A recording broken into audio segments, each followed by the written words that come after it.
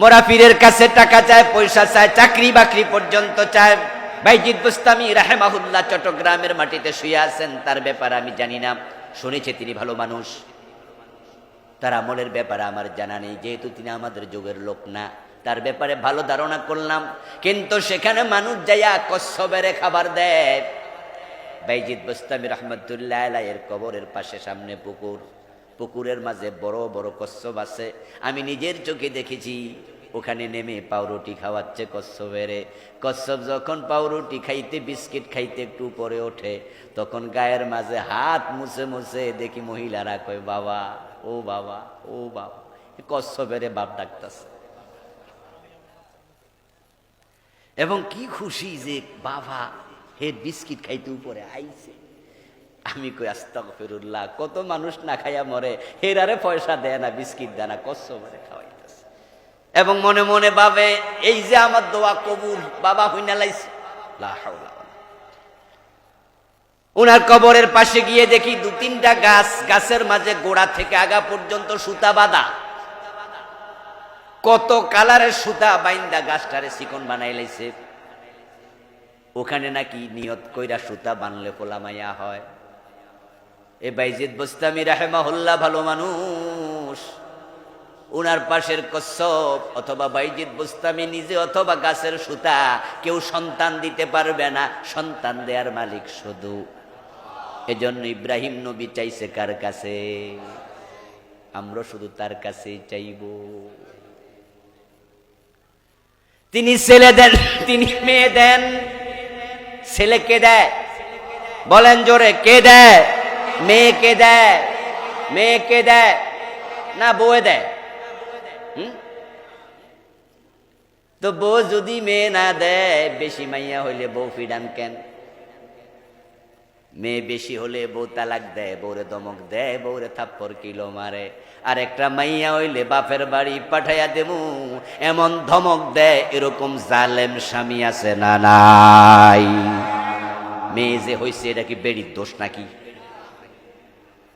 যদি আপনি চিন্তা লালন করেন বউয়ের দোষে মেয়ে হয়, আপনার ঈমান শেষ। আল্লাহ বলছে আমি যাকে চাই মেয়ে দেই। ওয়াকাদা রাব্বুকা আল্লা তা'বুদু ইল্লা ইয়া, আল্লাহ ছাড়া কারো ইবাদত করো না। ইবাদতের মাঝে সেরা ইবাদত নামাজ, নামাজের মাঝে সেরা অংশ সিজদা। তাই মুসলমানের মাথা নত হবে শুধু কার কাছে? সিজদার মালিক কে? তো ফিরের পায়ে কেন দিলা? দিলে তোমার ঈমান শেষ। মাজারে কেন মাথা ঠেকাইলা? কত মানুষ এই দেশে মাজারে সিজদা দিয়ে ঈমান শেষ করলো। এজন্য মানুষের মৃত্যুর পর মাজার বানাবেনই না, মাজার বানাবেনই না। তিনি যত বড় হুজুর হোক, কবর পাকাই করবেন না। কবর পাকা করার কোন নিয়ম ইসলামে নাই।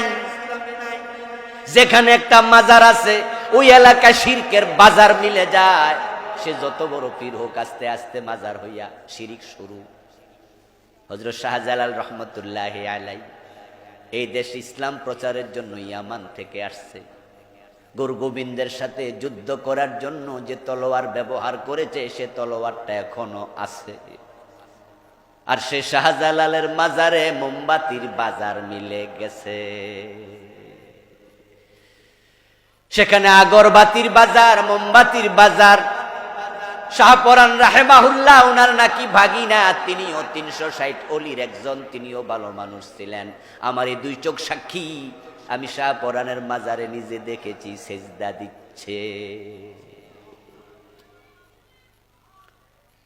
হযরত আলী রাদিয়াল্লাহু তাআলা আনহু বলেছেন, যখন মক্কা বিজয় হলো, রাসূলুল্লাহ সাল্লাল্লাহু আলাইহি ওয়াসাল্লাম বললেন, আলী আব্বাসকে সাথে নিয়া, হামজাকে সাথে নিয়া মদিনায় বেরিয়ে যাও, মক্কার চারপাশে চলে যাও।